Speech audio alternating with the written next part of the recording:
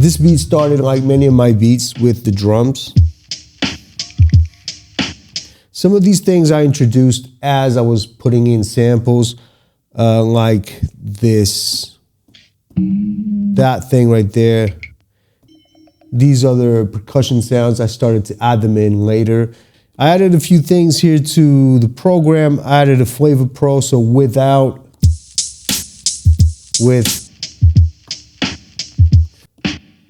a snare, reverb on that snare. So there's two snares here. So that is just, let me see what that is. So it's this.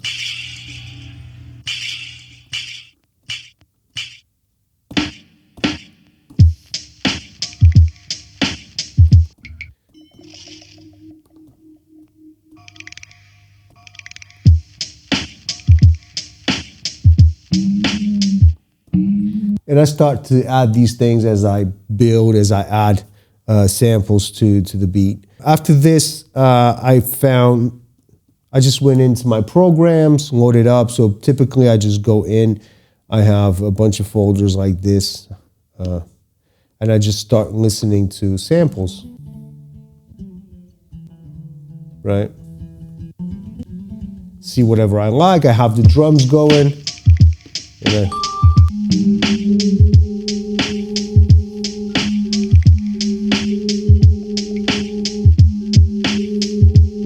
that sounds really good. So that's how I typically make a beat. So I got the drums in, I went and picked this sample up. I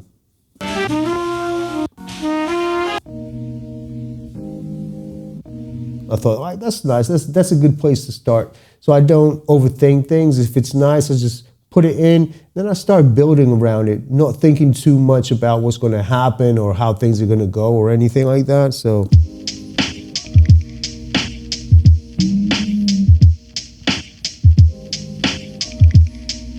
Then at this point, I'm thinking, I need a bass. So I went in and I started to listen to samples.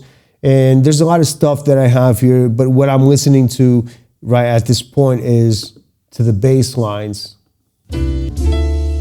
Right, like this one. These have a bass in the back, so I'm listening to that because I know I'm going to cut all those higher frequencies.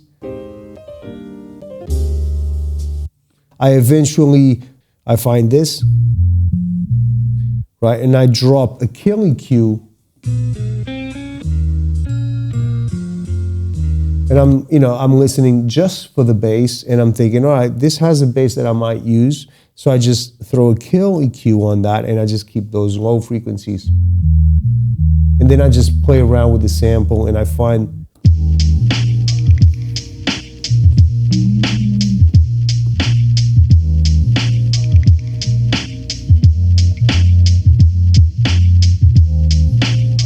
right? I'll just play around with it and I find a bass line for it.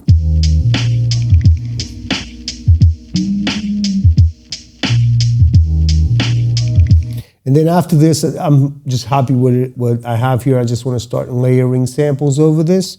So I start going, and here, what do I have? Oh, I got the guitar.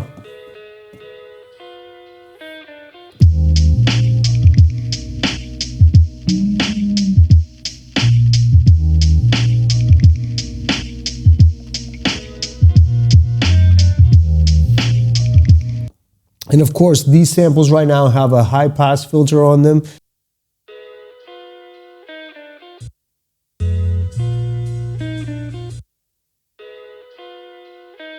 And the kill EQ is, again, cutting the low frequencies.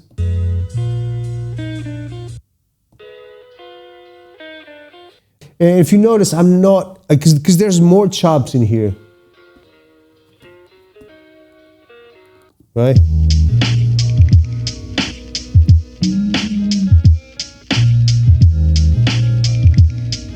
Right? But I'm not overloading the sample, the beat with samples, because I tend to try to find a balance and try not to add too much of one thing to kind of balance all of these chops in there, so I don't just, sprinkle a little bit of each of these cuts in there. And of course, as the beat progresses, you can always add a bit more of this, take out a bit of the other samples, but for the main idea, try to balance everything out. Right, so right now I'm going for more. See what I have here. I found this. I just played with that.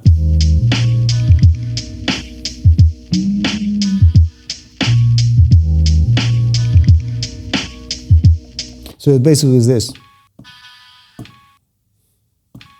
Right.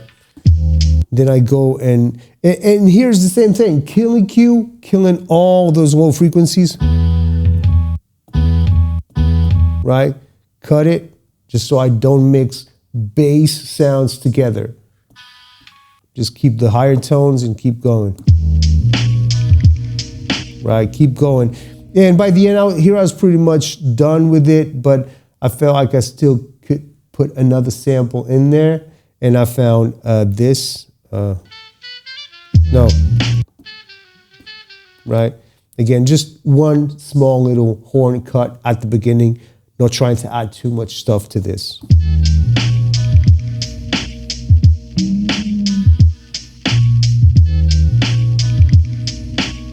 And again, as the beat goes, I can play around with these samples a bit more, but for a main sequence, for the main idea, try not to add too much ingredients to it. That's what I try to do. But as the beat progresses, I can be a bit more playful.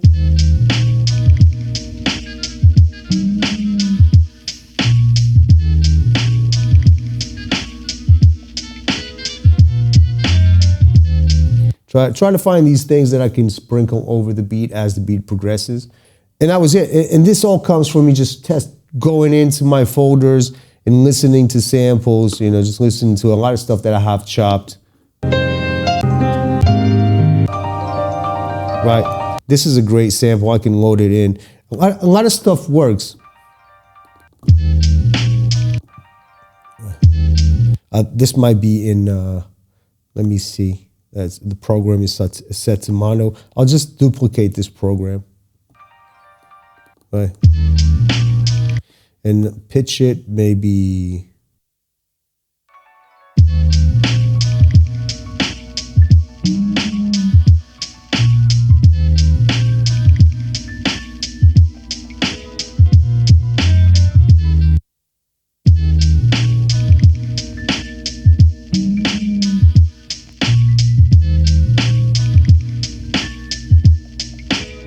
And as keep adding stuff like that, but as the beat progresses, you might want to take a few things out. Like I might go and maybe take this out and just play with the rest.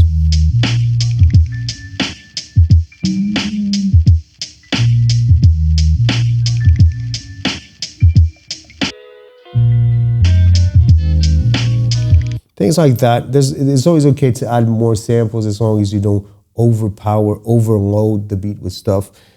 After this, it was just me adding a channel strip. So this is without. With. I love a channel strip on my main outs.